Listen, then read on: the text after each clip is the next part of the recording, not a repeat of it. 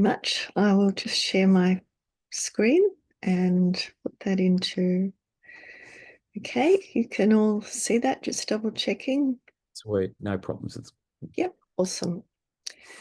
Yes, so today I'm going to talk about a few of the issues that are related to humans not only surviving but also thriving in space. And looks like my button isn't going to work, so we'll use the mouse instead.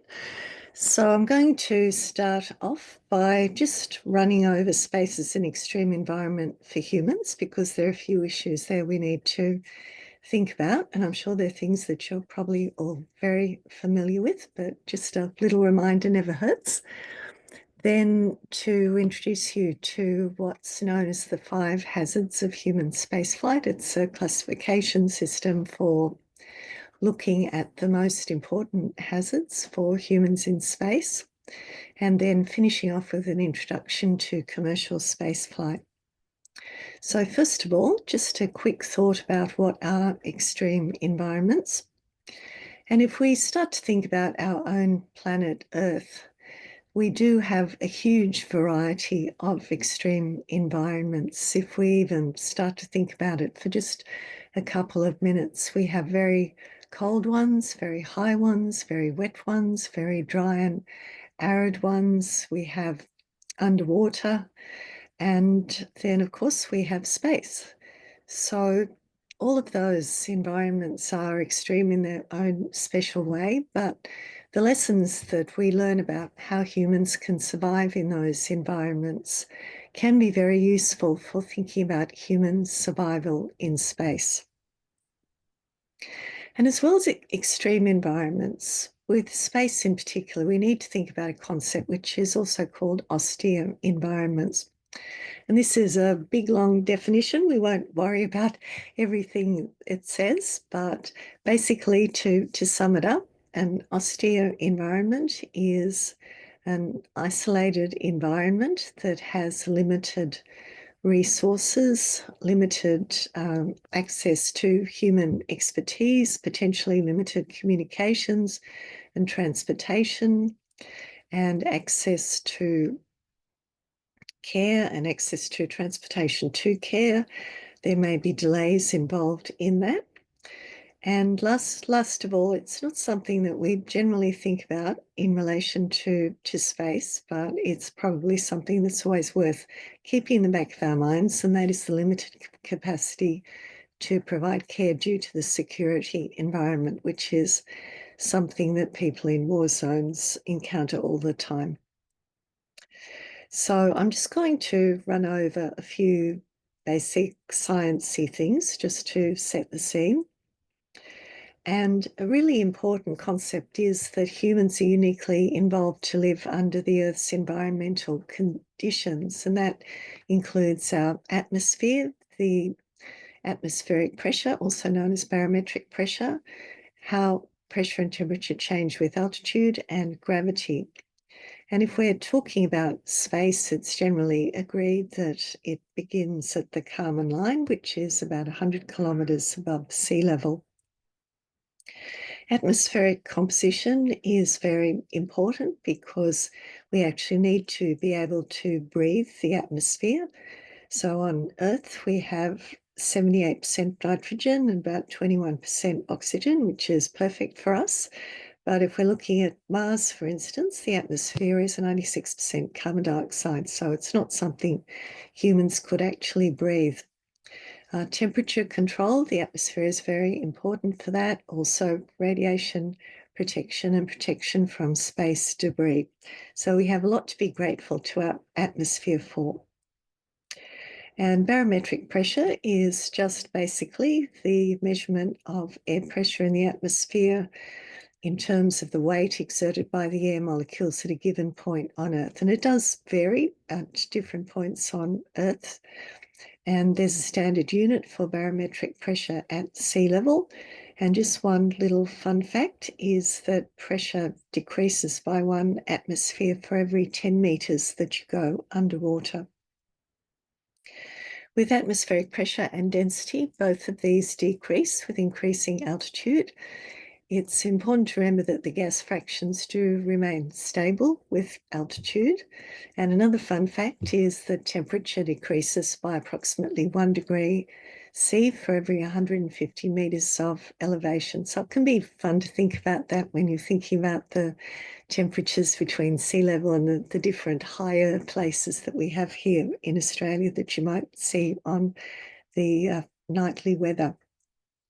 In terms of staying alive in space, there are some key challenges, and that includes microgravity, or the absence of the effects of gravity, the vacuum that exists, the absence of barometric pressure, absence of oxygen, UV radiation, which is non-ionizing form of radiation, the different forms of space radiation, which are ionizing temperature extremes from very hot to very cold, micrometeoroids and orbital debris, microbes and pathogens, and environmental contamination.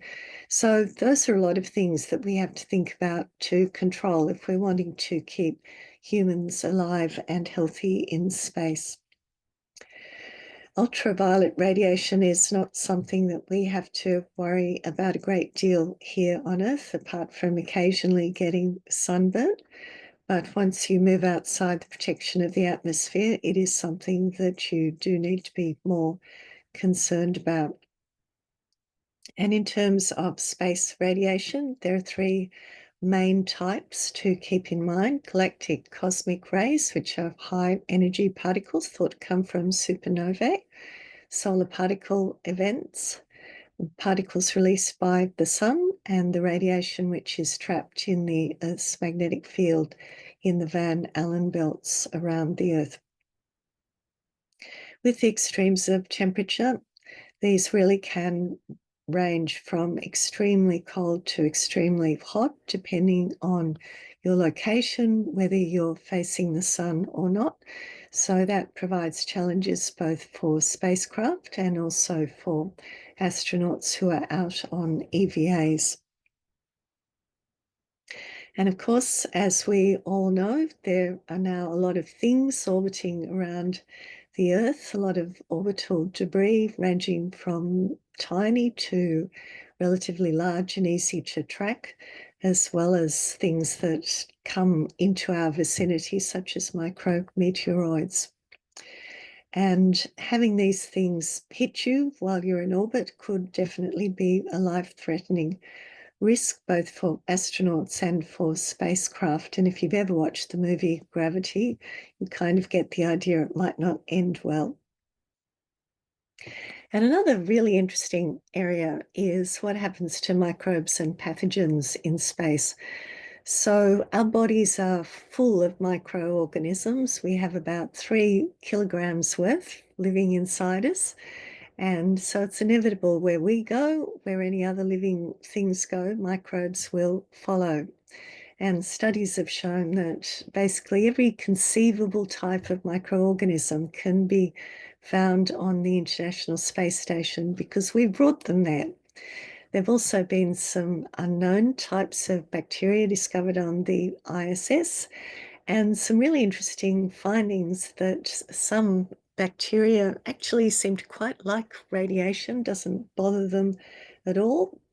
And some bacteria can become more potent in space, which is really interesting because the immune system tends to become a bit weakened and confused in space. So that could be a perfect storm if we had an astronaut with a weakened immune system, and a particularly nasty bacteria, one that had either evolved while it was inside spacecraft or a novel one that was encountered as a presently unknown form of life on another celestial body. And of course, environmental contamination. There are lots of chemicals on a spacecraft, including propellant and chemicals that are given off by equipment and polymers and there's always going to be a risk of fire. And if you're familiar with the history of spaceflight, which I'm sure many of you are, you will know that there have been a few close calls with fire over the history of human space exploration, including the one on the Russian space station Mir, which is in the picture. And people often like to think that if you went into space without a spacesuit, it was going to be like depicted in Hollywood, that kind of you'd burst and that sort of thing. So I can tell you that if you did happen to step out into space without a spacesuit, the air in your lungs would expand because of the pressure difference. So it's a good idea to breathe out. Otherwise, your lungs might rupture. You're not going to explode because skin is highly elastic and will keep everything in place. And your blood pressure will be maintained until you go into shock from a combination of factors such as lack of oxygen. And this thing called ebulism, which is another effect of the lack of external pressure. And with that, body water can turn to vapor in your lungs and in the soft tissues. And this can cause the body to swell because of the nitrogen which is dissolved in the blood coming out of solution and forming bubbles. So you're then also at risk of decompression sickness, as with scuba diving. Surface water would vaporize, so it would look as if it was boiling, but your blood wouldn't actually be boiling. You could get hypothermia really quickly from the extreme cold of space, and because there's no oxygen, you would lose consciousness pretty quickly, and you'd have about 2 minutes until you were dead. So hopefully someone would rescue you in that period. And as well, you could get sunburnt from the UV radiation. So none of that sounds particularly good. So lucky we have spacesuits. Now, I mentioned before this scheme about the 5 hazards of human spaceflight, and there's an acronym for that, and it's called RIDGE, as in a mountain ridge. The R stands for radiation, I for isolation and confinement, D for distance from Earth, G for gravity or the lack thereof, so differing gravitational fields, and E for hostile or closed environments. So we start with space radiation. As we know, radiation is invisible. It's been shown to increase cancer risk. It can also damage the central nervous system and alter cognitive function, alter motor function, so the way that you can control the movements of your body and contribute to behavioral changes. And as mentioned earlier, there are 2 types of radiation to think about: the non-ionizing radiation, which is the less intense end of the spectrum, and then ionizing radiation, which are the high energy components of the electromagnetic spectrum. And the trouble with ionizing radiation is that it can actually affect the atoms in living things, and it can damage your DNA and cause mutations and result in increased cancer and a number of other undesirable side effects. And ionizing radiation commonly comes from X-rays and CT scans and cosmic particles from outer space and radioactive elements. Just a reminder that we do have these 4 types of radiation in space: the 3 types of ionizing, galactic cosmic radiation, the Van Allen belts, trapped particles, and solar energetic particles, and for non-ionizing, the ultraviolet radiation. And with radiation effects, you can have acute effects when you encounter a large dose in a very short period. For instance, the people who are cleaning up the reactor at Chernobyl, that was very common that they would get sick very quickly. And you can also have chronic effects which result from accumulated doses or start to show up decades after exposure.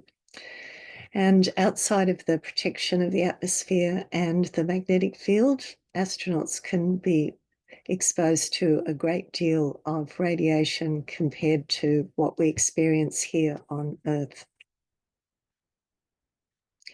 There are a number of factors that determine the amount of radiation, and that is space weather, so what's happening out in space, things like solar flares that can affect spacecraft or people, how high you are above the Earth, because the higher you are, the less protection you get from the atmosphere and the magnetic field, the sun's solar cycle, which is currently around maximum, and individual susceptibility.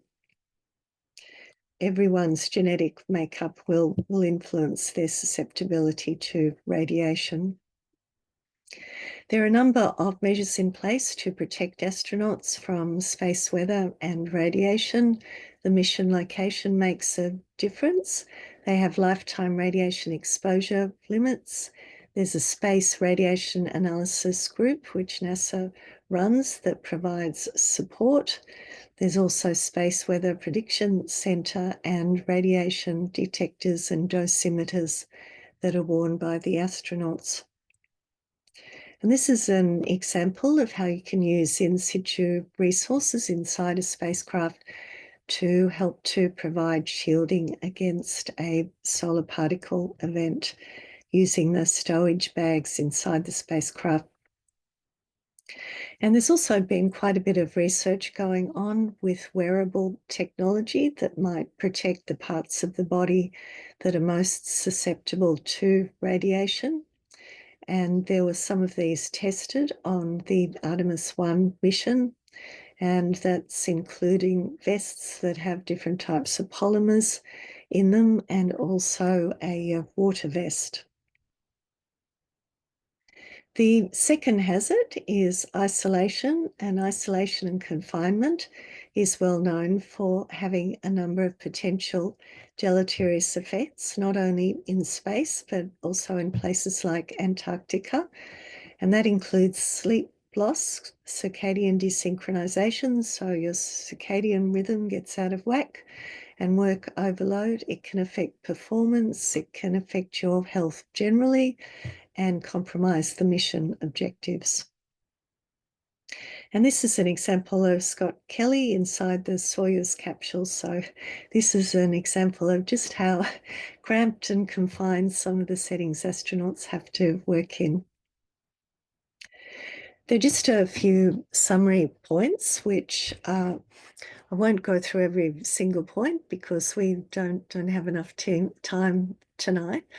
But it's important to remember that wherever you've got a group of people, you're going to have potential behavioural issues because different people come from different cultural backgrounds, different languages, different ways of thinking about things and approaching things. So it's really important to put a lot of work into planning your teams and making sure that people can work together effectively, and also providing them with good support. And the behavioural misunderstandings and clashes that can come from groups of people stuck in a small space together for a long time, these can all be compounded by sleep issues and having to work too hard. I think we all know from our own experience that those sort of things can make us grumpy here on Earth, let alone when you're trying to do a really stressful job up in space. And the International Space Station goes around the Earth every 90 minutes, so the astronauts see 16 sunsets and sunrises every day. And if you're on a really long mission, for instance, if you're going to Mars, you might actually get a little bit bored because of reduced stimulation and disconnection from loved ones. It's relatively easy with the ISS to keep in touch with people here on Earth, but that's certainly not going to be the case on the way to Mars. Because of these constant changes in light and dark with the ISS rotating around the Earth, getting good sleep is actually really challenging for the astronauts. And in addition, it's quite a crammed and noisy environment. And there are also factors like needing to sleep near to a fan to keep the air moving around, because otherwise the carbon dioxide can accumulate around your face, which is not a good thing. So there are a lot of strategies which are being utilised to try to improve sleep in space, and over recent years they've developed a new LED lighting system which actually mimics the light cycle on Earth, and that appears to have been quite successful. There's this thing called the third quarter effect, which is basically the third quarter of the mission can be the period when people are at their lowest, they're the most frustrated because they've done part of the mission, but they're not ready to go home yet, and interpersonal difficulties might have been accumulating. So it's really good that there's been research done, things like astronauts keeping journals that have actually helped to identify that this is a problem time for the mission, and to put strategies in place to cope with that and to try to improve things. And then in the fourth quarter, people know they're going home soon, so things tend to improve. There is a lot of support for psychological and behavioural health through all phases of training, mission and post-mission, not only for the astronauts, but also for their families. They have care from health professionals and mitigation strategies, including delivery of fresh fruit on resupply missions, ability to email and talk with your family and friends, time off for relaxation, time for hobbies, recordings of Earth, and then they have this really nice thing that their families can send them crew care packages that they always look forward to as a lovely surprise. Next, we have distance from Earth, and when you're on the International Space Station, that's not so much of an issue, but as we start to move further away from the Earth, this will become more of an issue. It's important to think about the communications delay. If we're on the ISS, and indeed even on the Moon, there's really no appreciable communications delay. But if you're going to Mars, the delay can be approximately between 4 or 24 minutes each way, depending on the distance. And there will also be some periods of blackout when there won't be any communication possible. Evacuation in case of an emergency is very realistic from the ISS. It's certainly possible within 24 hours, often even less than that. Probably 2 to 3 days for the Moon, but it's unrealistic for a mission to Mars. And Mars is a very, very, very long way away from the Earth. We might think that the Moon is a long way away, but Mars is a huge distance away compared to the Moon. And a return mission is likely to take about 3 years. So it's going to be a really long time to be away from home. So there's been a lot of research done on the International Space Station over the last 20 years to try to work out what some of the issues are and what countermeasures it might be. But of course, until humans actually go out on these first really deep space missions, it's not possible to know exactly what's going to happen and exactly what issues will come up. But certainly the research and planning as far as possible is going into that to try to make future missions successful. The ISS gets regular resupply missions, but once you burn your engines for Mars, there's no turning back and no resupply. There may be advance supply to Mars, and there might be supplies in orbit, but while you're on the way to Mars and back, astronauts and their spacecraft need to be self-sufficient, and that is going to include things like food, medical care, being able to look after emergencies without needing to talk to mission control if there's going to be, for instance, a 20-minute communications delay. Next, number 4, we have gravity fields, and there's actually a variety of gravity fields to think about, because As mentioned earlier, we've uniquely evolved to Earth's gravity, 1g. On the moon, that's about 1/6 of Earth's gravity. On Mars, about 3/8 of Earth's gravity. And then microgravity, the absence of the effects of gravity or weightlessness. On the ISS, that's because it's in free fall around the Earth. But once you're out between the planets, that'll still be weightlessness, but just a different version of microgravity or weightlessness. And then it's important to think about the transition between gravitational fields, because every time you get used to one gravitational field and you have to transition to another, your body's going to have a bit of a shock, and you are going to have to be able to spend some time readapting. And perhaps the greatest challenge is going to be when people arrive at Mars after such a long period in microgravity and have to do things like land the spacecraft and actually go out onto the surface after such a long period. So it's going to be important to try to put people in as good a condition as possible when they get there. And some of the issues with transitioning from one gravity field to another includes hand-eye coordination, muscle control, walking, balance, the effects on your heart, on your bones, and spatial orientation. So it's quite a lot to think about. And just running through some of the key health issues from microgravity. If your muscles and bones aren't experiencing the pull of gravity, weight-bearing bones lose on average 1% to 1.5% of their mineral density each month. And so there's a greatly increased risk of the kinds of problems that you can experience if your bones are weak, like people who have osteoporosis. And there's also a very fast loss of muscle mass, up to 20% on space missions of 5 to 11 days. That is fully reversible on returning to Earth. Bone loss is an interesting one. There does seem to be a high degree of recovery, but there does appear to be some permanent changes to the structure of bone after extended microgravity exposure, but not the strength.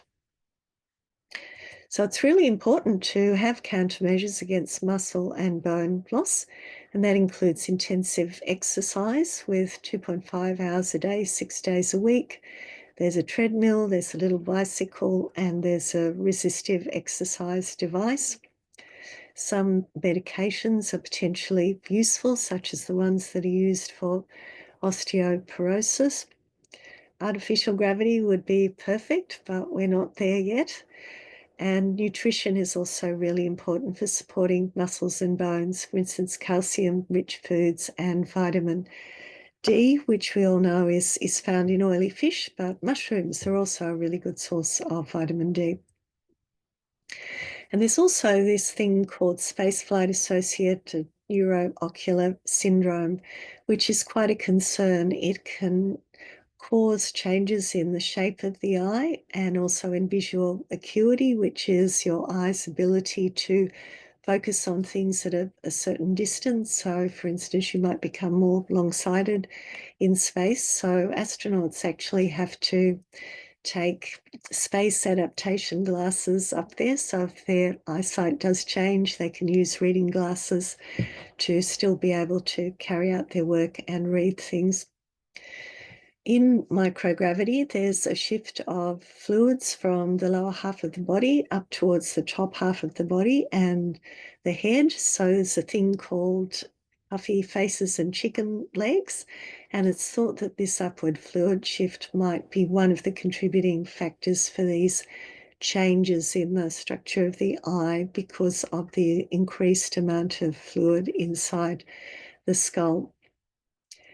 And it's also interesting that with these fluid shifts, there can be a bit of offloading of fluid in the body as well. So there's an increased risk of developing kidney stones due to the form of dehydration that results in space, as well as the increased loss of bone calcium. And lastly, we have hostile and closed environments. And it's important to think of a spacecraft as an ecosystem, just as we live in our own little ecosystems here on Earth. The space vehicle has its own ecosystem with its ambient environmental conditions, its own collection of microorganisms. So it needs to be habitable, things like temperature, air pressure, oxygen, carbon dioxide, lighting, noise, etc. They will need to be controlled within tolerable levels so that astronauts can be reasonably happy and comfortable. And if we're thinking about the Moon and Mars, dust is another potential contaminant. And because of the cost of taking things to space and mass and volume constraints, recycling of resources is also really important. So even urine is recycled successfully on the International Space Station. As I mentioned before, there's a lot of stress associated with being up in space, and the immune system becomes a bit confused, so it doesn't work as well as possible, which leads to increased susceptibility to allergies and other illnesses. Astronaut health is monitored fairly closely. They're quarantined before they fly. And one good thing is that immunization does appear to work as well in space as it does on Earth. It is quite common for herpes virus infections to re-emerge in flight, and there's always going to be risks from onboard microbes, particularly if they change their characteristics and become a bit more nasty, and novel space pathogens. So both the astronauts and the space station are swabbed regularly to check what's going on with the microbiology, and there's also quite a bit of regular cleaning to try to prevent the accumulation of contaminants. This is just a little summary slide, which I won't go through, but it's a really good little resource if you want something in your pocket, as it were, about the RIDGE acronym, the risks that are created, and then some of the potential countermeasures that we've talked about.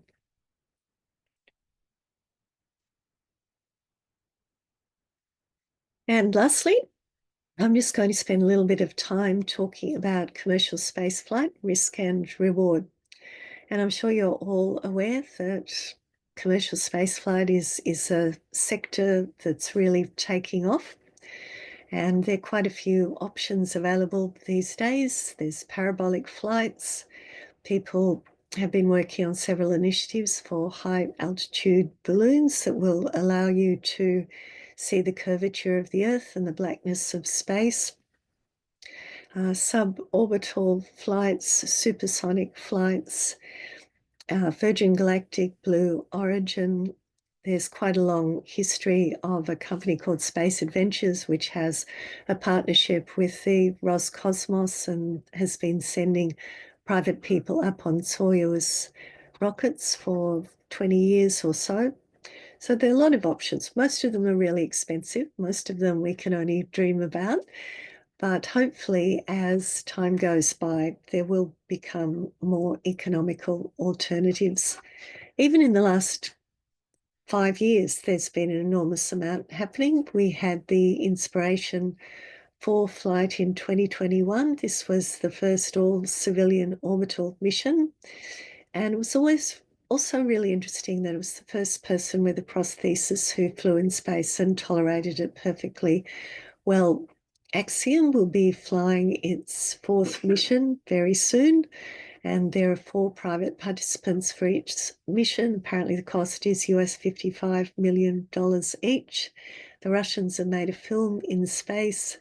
We know Starliner is coming along. It didn't get off to a very successful start, but hopefully that will change. Also, the set of the 3 Polaris missions. We had Polaris Dawn last September, and they had a little bit of a spacewalk on that one, which involved depressurizing the whole capsule. And then the recent FRAM-2 mission, which was the first polar orbital mission.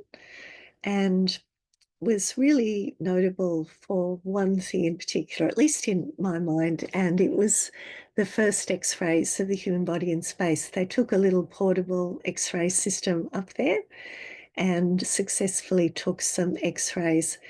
And the reason why I'm so excited about it is so far ultrasound has been the only imaging modality that's available in space. And ultrasound is really versatile. And through using it in space, we found a lot of uses for it that it had never been used for before. But having access to X-ray is going to be absolutely invaluable for things like fractures. So this was really just a test. It was a private mission, so it was relatively easy to get permission to fly it. Apparently, people have told me who know these things that they've tried to fly such things on a NASA mission before and have been denied permission. So there's probably still a way to go before we actually see X-rays on government missions in space, but at least the first step has been taken. There are lots of space stations in the works. There have been lots of concepts which come and go, but at the moment, the vast station does look as if it's going to happen. And also, at least the first Axiom model definitely looks like it's going to happen. And we have other countries getting in on the act. China already has quite a large space station. Japan's talking about one. India is talking about one as well. However, along with the excitement, we do need to think about risks and the potential for disaster. And of course, there have been a number of quite sad space disasters over the years, including the loss of the two space shuttles. So disasters are something that we can plan for and try to prevent, but it's something that we can never be sure that it won't happen again. This appears to be the latest version. They don't seem to have updated it since last year. But if we sum up the statistics, the odds of going to space and surviving it are still pretty good and relatively comparable to, at least for suborbital flights, to the odds of an American dying from a motor vehicle crash. The odds or the risk is higher for orbital missions, but that's understandable. And it's really interesting to see that flying by air is still by far the safest form of travel. There are a lot of spaceports around the world since this map was made. There have been even more come online, and that appears to be a growing area, including here in Australia. And they're going to be busy places. There's going to be crowds gathering. There's going to be lots of flammable fuel and chemicals. And so there's always going to be a risk of multi-casualty incidents resulting from this combination of rocketry, fuel, spacecraft, and mass gatherings. So it's going to be really important to have emergency management plans for spaceports. They're likely to be remote from major hospitals and trauma centres, so you're going to need emergency medical plans. And it's a good time to be thinking about these things now before you might actually need them. And we also need to think about what makes these flights safe. So you need a safe spacecraft that can withstand high G forces on ascent and descent and the external environment, and can launch, fly, and land safely and protect the occupants from the environmental hazards. You need to have pilots who know what they're doing and are really well trained. And typical government astronauts have been trained for an extremely long period. The passengers need to be suitably trained, attired, and protected from the environments. And you might not always think about this, but people who go to space also need to be able to cope with the anxiety and psychological stress of space flight, in addition to the physiological stresses such as increased G forces. It's really interesting in terms of training and regulation of this area. And since 2004, the US Congress has limited the ability of the US Federal Aviation Administration to make regulations relating to commercial spaceflight in order to allow the industry to develop. So at the moment, there are minimal requirements about training, and that's just informed consent, emergency response, and physiological and psychological familiarization, and responding to emergency situations, whereas there's reams of pages about informing spaceflight participant of risk. The moratorium was recently extended to the 1st of January 2028. And certainly the FAA itself is starting to think about what sort of regulations might be put in place, and is also encouraging other organisations to think about this. So I wouldn't be surprised in 2028 if we do actually start to see some form of regulation for human spaceflight training and safety coming into action. NASA has its own human spaceflight standards, which are established by the Office of the Chief Health and Medical Officer, and these are available free access, open access on the internet, so anybody can go and have a look at them through the NASA website. Very, very comprehensive if you're interested in this kind of thing. There is some minimal training provided by Virgin Galactic and Blue Origin.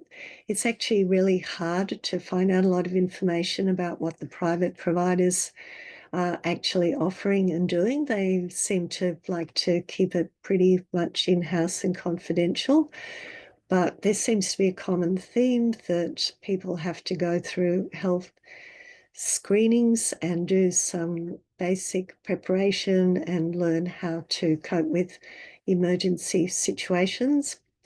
And the Blue Origin one did say that there are mission rehearsals and scenarios and a final exam. There is fee-for-service training available at the NASDAR Centre in the USA. So if you want to, you can go and sign up for that, for suborbital training or centrifuge training, altitude training. You do need to have a medical certificate and to be in good health and capable of taking part in all activities, which is a reasonable precaution. There's also going to be the Blue Abyss sites, which are being developed in the UK and also in Cleveland in the US, and they're going to offer quite a number of services that will be relevant for both spaceflight and deep sea diving.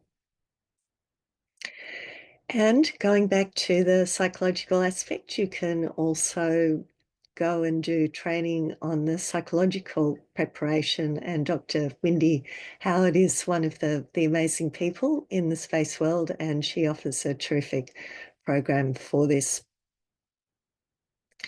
Thinking about fitness requirements, there are fitness requirements for parabolic flight, which are really comprehensive. And once again, you can access these on the internet if you're interested in having a look.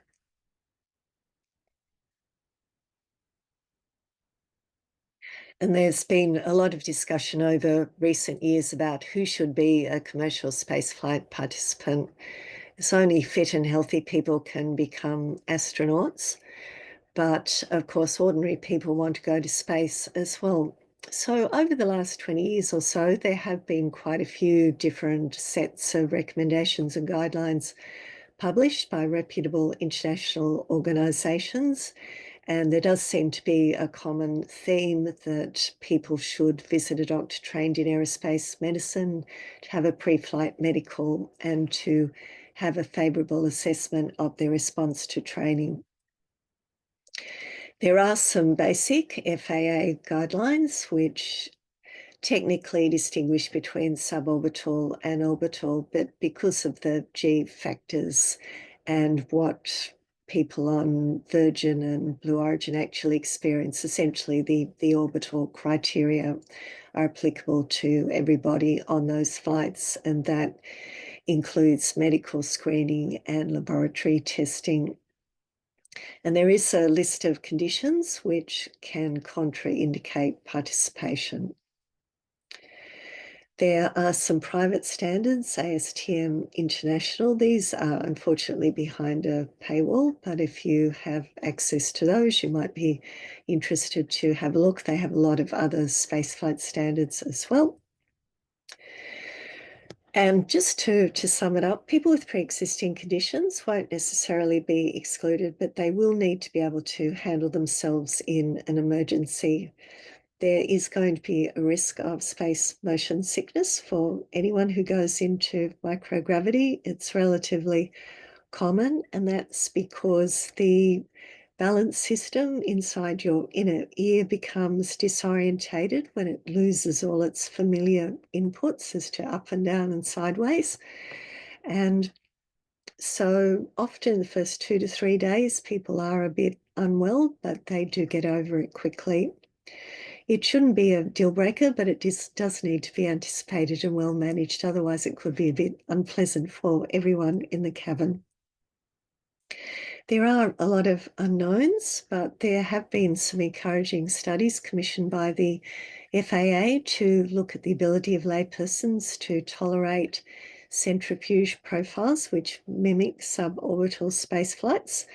And people from 89 years down to 19 years of age have tolerated the profiles, even with a lot of common stable medical conditions.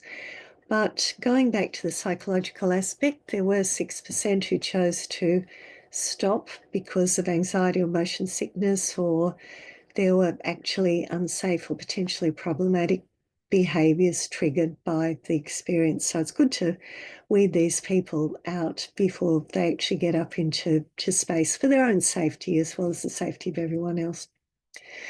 There was a recent article published by some people I know and their colleagues, and they had some really good recommendations that we do need guidelines, that people should be risk stratified and mitigated prior to flight, that we do need training programs, that you should anticipate medical emergencies, and it's important to have in-flight biomonitoring to address knowledge gaps. There's also a really big scoping review going on at the moment that I'm involved with, looking at medical guidance for would-be flyers. So just in conclusion, we do need ongoing dialogue about medical screening and training guidelines for commercial spaceflight, and this will inevitably be informed by experience and data collection. There is going to be an ongoing potential for disaster, and the burden of the risk will fall both on individuals and their loved ones, as well as the organisations who are unfortunate enough to have a person carrying a person who experienced that adverse event. And there'll be a permanent risk of spacecraft and spaceport disasters. So we need robust risk mitigation and response strategies. And risk is something we never should be nor can be complacent about. To quote the Spanish philosopher George Santayana, those who cannot remember the past are condemned to repeat it. So that's the end. Thank you very much for listening. I appreciate your attention. I just had a few references there, but that's definitely the end. Thank you. Thank you very much, Rowena. And can you see the chat, or do you want me to read? You've got about half. Can see the chat. Yes. Okay. I'd rather not have to read them out to you directly because it'll be easier if you just. Oh, no, that's fine. In fact, if you want to just mention who the person's asked the question, but might be easier. Jeremy's the first one. Yes, Jeremy, that is a really good question. And there was, sorry, there was actually an incident when they were looking at spacesuits back in the Apollo era that somebody was doing a test and the hose that was supplying their oxygen came loose while they were in the vacuum chamber, and they collapsed, and it was took a little bit of time to repressurize enough to open the door and come in and rescue them. So that's probably a good analogy for the question that you're asking about being out without a spacesuit but rescued within the 2-minute limit, would there be any lasting damage, or would you recover fully?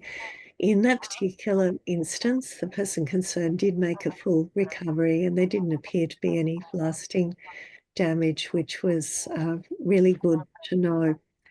So I would assume if you were rescued within the 2-minute limit, as normally our brains can survive for up to 4 minutes without oxygen, unless there were other factors that would contribute to an adverse outcome, at least based on the evidence we have, you probably would be able to recover fully. Mm. So Scott's got a couple of questions here by the look of it next. Yeah. Okay. So what is a realistic timeline for going to Mars to understand and resolve the medical and human issues? That's another really good question. And I think the answer to that is we don't really know at the moment because there still are some things that we haven't solved and are real concerns. I think people are talking about maybe the 2030s. A lot is going to need to happen before then. There's been, as I'm sure you're all aware, all this stuff that's going on in the US, and is NASA's budget going to be cut? And are we going to go back to the moon before we go to Mars? But if you talk to the people in the spaceflight community over there, as I do quite regularly, they're still very much of the view that we need to go to the moon before we go to Mars, because there are all these problems and issues and challenges associated with those hazards and other things that we need to have the experience of being somewhere like the moon. We need to have the experience of people working in a different gravitational period for an extended period to try to get a better understanding of some of the issues that we're going to face on the way to Mars.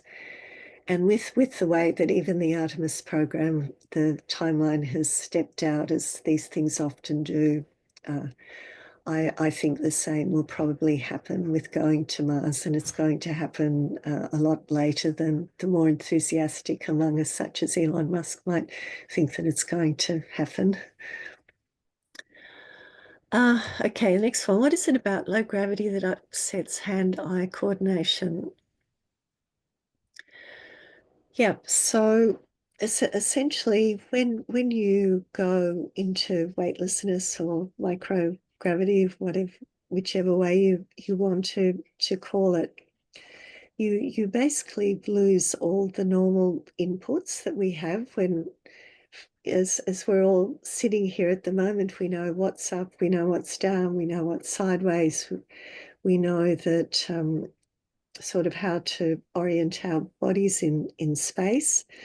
But if you're in free fall, there no longer is any up or down or sideways, and you can just do a small movement and you can end up traveling quite a long distance. So the vestibular system, which is inside our inner ear, it essentially loses all its normal inputs, and there's a lack of coordination between what the vestibular system is sensing, what our eyes are seeing, and what they're called proprioceptors, which are little sensors which are in our joints that also help to tell us where we are in space. So normally those three systems are really well coordinated. But once you get up into space, the sort of link between those three systems is broken. And so that leads to the space motion sickness, and also people feeling as if they're not quite sure what direction they're facing. And there've been some really interesting experiments with getting astronauts to close their eyes and sort of try to point to what's up or down or sideways. And a lot of the time they just simply don't get it right, because they just don't have those inputs.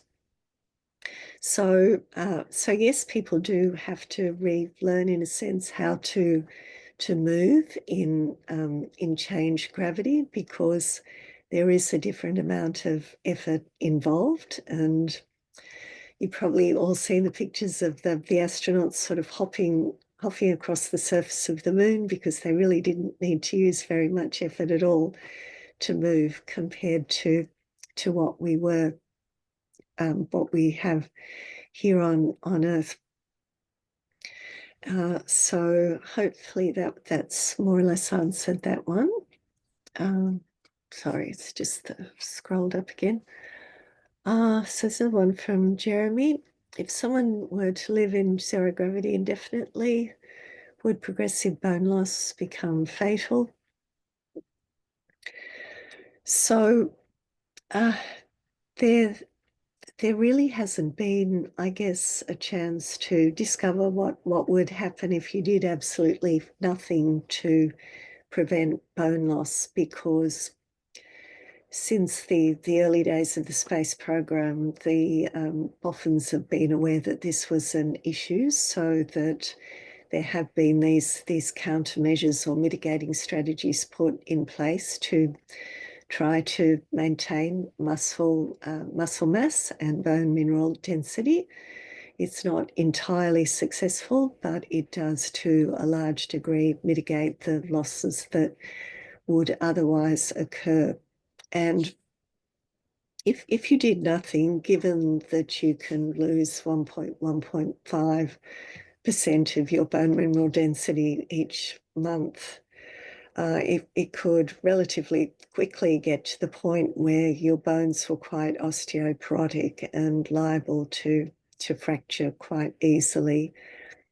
And even something as simple as accidentally bumping into a bulkhead at speed could potentially result in a fatal fracture. So it's not really something that anybody's wanted to take the risk of experimenting with. Uh, so there doesn't seem to be any evidence that it would plateau at a manageable level, but as I say, that's not something they've ever wanted to test because of the risk involved. And Wayne has mentioned the NASA radiation limits. So yes, NASA does have lifetime radiation limits, and those were for a long time set differently for males and for females, and at a lower level for females, because of the greater body structures, particularly the reproductive system, that can be adversely affected by radiation for women. And so if you get to your lifetime exposure limit, then you're not allowed to fly anymore. And that would be a reason for being retired from active mission participation, but not necessarily from working on the ground. I think I did see something recently that they were thinking about just making one universal limit, but I need to look into that a bit more. And sorry. Right. I think they may have increased that number, but the other thing to note is that, for example, the two Butch and Sonny that came back, I would suspect that they've now exceeded their limits based on the number of flights they've had. So, yeah, I think that maybe you're true. It's true in that they probably could be the same number, but I know that I recall a couple of shuttle astronauts that were actually disqualified for some reason that couldn't get another flight. I think it also might have been due to family history or potentially solar activity that might have worried the NASA medical people about them getting another flight. Um, I think it's less of a problem than it was 20 years ago, so I'm curious to know whether they've changed it. But I do remember hearing that was the case. There's some number. Mm, mm. Yeah, The chief medical officer publishes a recent newsletter and a regular newsletter, and I think I saw something in one of the recent newsletters that I haven't quite finished reading yet that was about that very topic. And I think I certainly did hear that Butch and Sunny had kind of done their quota, and they weren't going to Uh, fly again. But they won't be happy about that, but I'm afraid that's the work. Yeah, so I think they were quite glad really to get that extra time up there, and it was kind of a bonus for them. Their work became about 40, I think. Mm. Quite different. Okay, another question from Scott by the look of it, although I'm not quite sure the answer. Yeah. Are there any other key feedback systems or chemical pathways that become disoriented due to low gravity? So basically, every system of the body is affected by exposure to microgravity. Some are affected differently to others. For instance, the lungs are probably the least affected. The immune system does get affected in some ways. It's less effective. It's also more prone to overreacting with things like skin rashes. With the cardiovascular system, your heart can lose mass as well because it's a muscle. So part of the exercise regime is also to maintain your heart. Hormones are affected, male and female reproductive hormones, plus a whole host of other hormones. There's because of the increased stress of undertaking training for spaceflight and then space flight, there's increased cortisol, which is also known as the stress hormone. And cortisol is bad for a whole lot of things. It can raise your blood sugar. It can affect your sleep. It can cause fat redistribution in your body. So basically there's really nothing good about what happens to the human body in microgravity, but at least now we've been flying for about 60 years. We've got a good idea about the things that do happen and the best strategies that we can use at the current time to try to combat those. But there are some, if you're interested, there are some really good articles, excuse me, in publications like in NPJ Microgravity, which do drill down into more of these sort of chemical, biochemical pathways and metabolic pathways. Do we know whether Swanee and Butch had any serious ongoing health issues following their unexpectedly long stay on the ISS? I'm pleased to say that from everything that I've read and heard, I don't believe they have had any serious ongoing health issues. When they were up there, because they were both veteran astronauts, very experienced, they knew what to expect. They knew what they had to do to keep themselves healthy and well. So they were doing the exercise. They were approaching everything with a really positive psychological attitude. And like all astronauts who've been away for a long time, they tend to have a few issues with being able to stand up and getting used to walking around and balance and things when they get back, but they do go through a rehabilitation program. And the last time I saw them speaking, they were both really happy and cheerful, and certainly nothing's been said about any issues. And with one of the previous crews that came back, there were some issues, and that was certainly disclosed in general terms, not specifics, but there hasn't been anything to suggest that they've had any consequences, which is really great to know. Scuba diving, a suitable training activity for astronauts.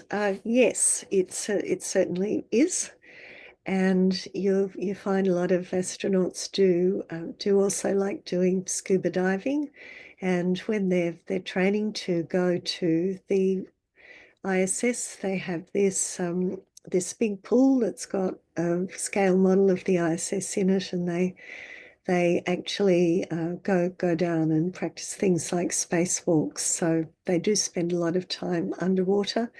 There's also an underwater habitat called Nemo, where they can go to do part of their training.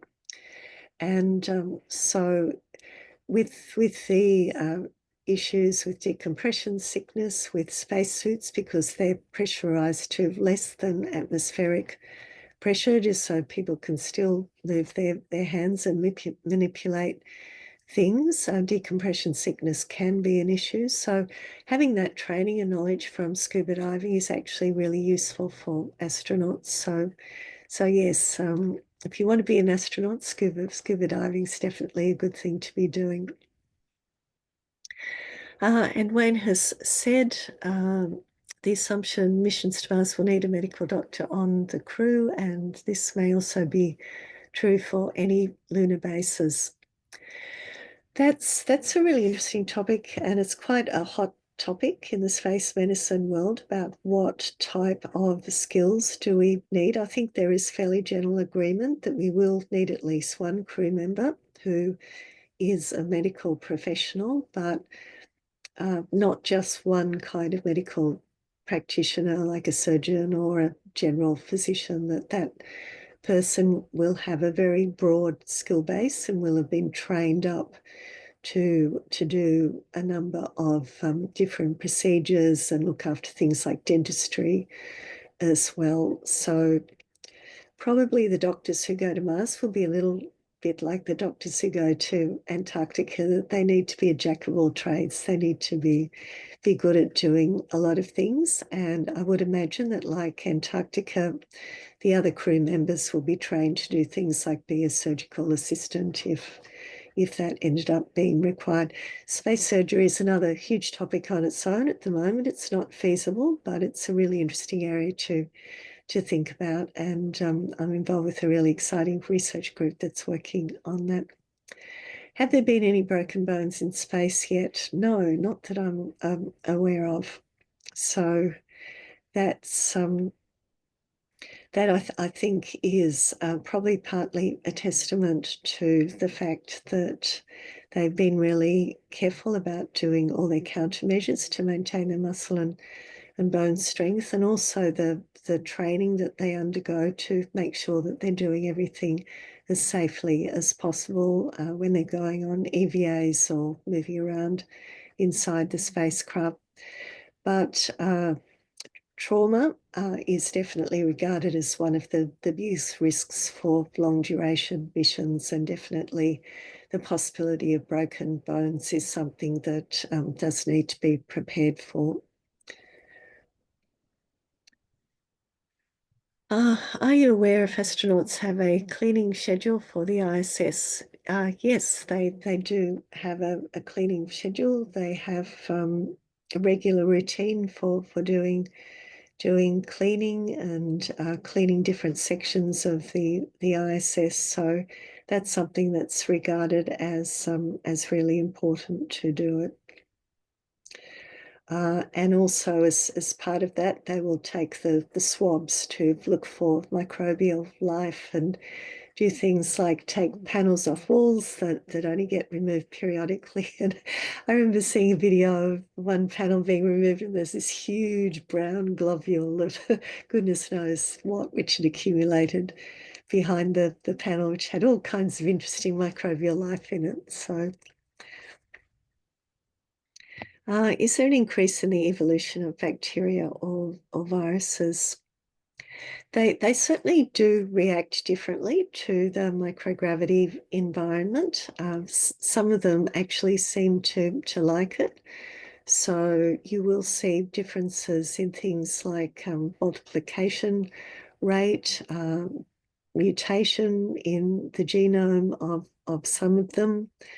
Some of them, as think I mentioned earlier on, have shown a surprising degree of radio resistance, that they actually quite seem to like space radiation.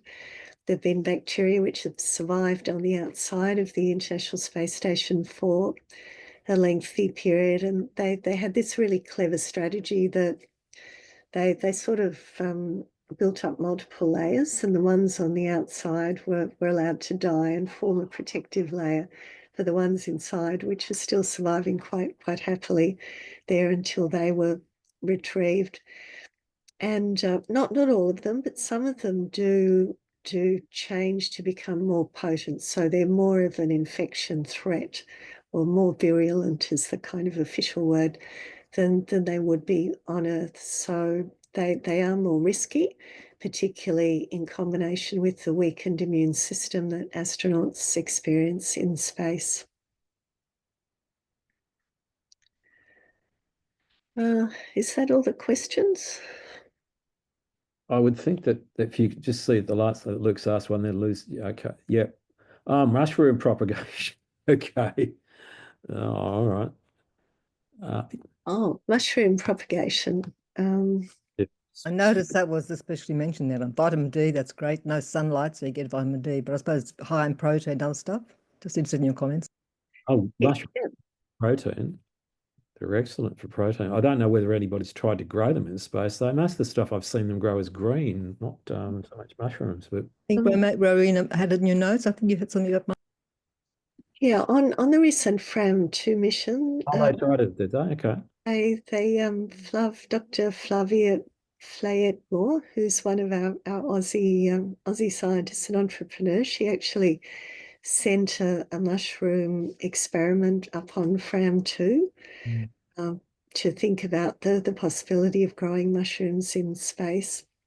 And I've heard her talk a few times about just what a great food mushrooms would be for space flight. So that experiment, as far as I know, was the first time that they've actually flown something that looked at growing them in space. But if that turns out to be successful proof of concept, it could be a terrific food to be able to take on these long duration missions where the astronauts are absolutely going to have to grow a lot of their own food just to survive that 6 to 9 month transit to Mars.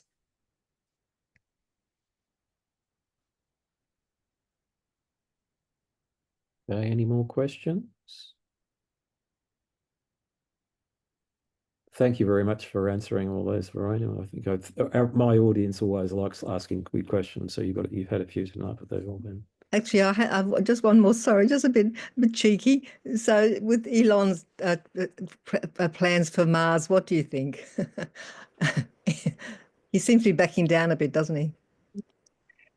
I think Elon's got a great deal of enthusiasm, but I think, and I know a few people who work for him in his space company, and I think he hasn't necessarily really thought through all the issues that seriously still need to be overcome. And if you're just thinking about pointing a spaceship at Mars, starship at Mars, and sending a couple of hundred people to Mars, there's actually quite a lot that you've got to do. A, to keep them alive for the journey. B, what are you going to do with them when they get there? What are they going to, where are they going to live? What are they going to live on?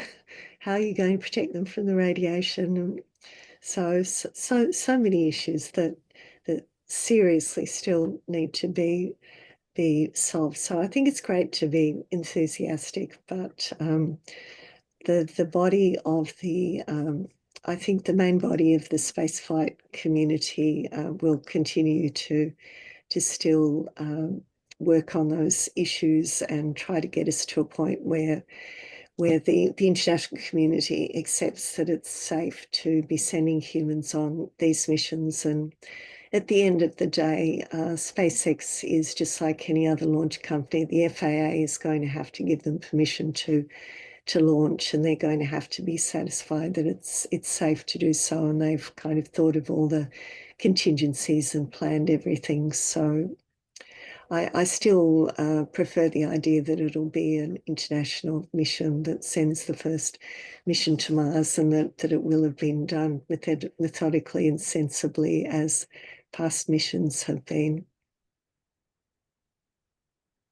I think that also might be dictated, Rowena, by the fact of where the money's coming from to fund the mission to Mars too, because if the money comes from outside the USA, there's going to be the external sponsors going to be requesting that their people get on the flight. So, it's, not all the money's coming from there. And the other thing to remember, folks, about SpaceX is that Elon is the owner of it. He doesn't run it. Not really. Gwynne was running it, fortunately. Yeah, yeah. One of That's the a good main thing. Yeah, that's right. That's right. Same thing with Tesla, although I think it's a bit harder with Tesla based on what's going on with that. Okay. Well, thanks very much for your time, Rowena.